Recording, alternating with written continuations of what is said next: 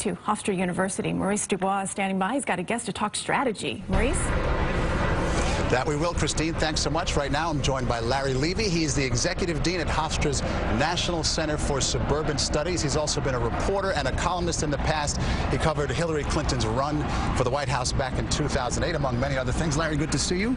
Good to be here. Let's start with the hype of this thing here. It's been exaggerated. It's been blown out. 100 million people watching. It could mean everything for the candidates. Is that fair, or is that overstating it? No, I think that's fair. The race is close enough. Clinton's up by a few points to say that if somebody has an extraordinary night and somebody has an extraordinarily bad night, it could really change the trajectory of the race. So far in the last 3 or 4 months, that really hasn't changed. Some people have surged, some people have fallen back, but we're back to where we were, which is a couple of point lead by Clinton. Which is really incredible. They're just even at this point. Let's talk strategy here. What does Trump need to do tonight? So many people say the bar has been set low for him. Do you buy that?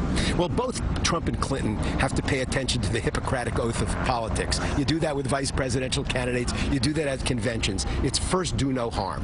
Trump has to protect his base. He has to make sure that the people who brung him, who got him through the primary, are still with him by the end of the night.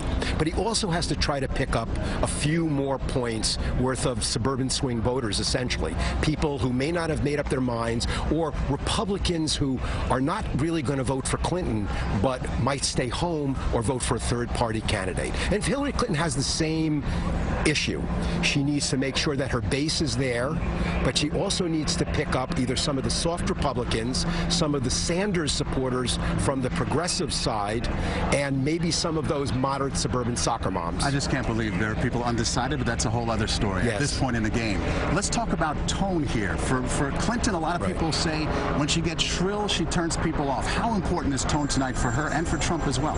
Well, tone is important to Hillary Clinton. Most people assume she's smart, she knows her stuff. The polls show that even a lot of Trump supporters think she is qualified, while they don't think he is qualified for the presidency. So for her, I think it's much more about tone than anything else. For Trump, it's more of a mixed bag. He has to decide, does he want to come across as the shrill guy, the WrestleMania MC which got him through the primaries, or does he want to modulate, bring it down a little bit to try to make, again, those suburban soccer moms feel more comfortable? That's the mystery that even the Clinton camp doesn't know what to expect. Okay, Larry Levy, thanks for the insight. Thanks for having me. Really appreciate it. We'll see. We're in the 3-hour range here before this thing actually gets underway. We'll have more for you coming up on the news at 6 o'clock, but the stage is literally set, Christine. Okay, Maurice, and we can't wait. Coming up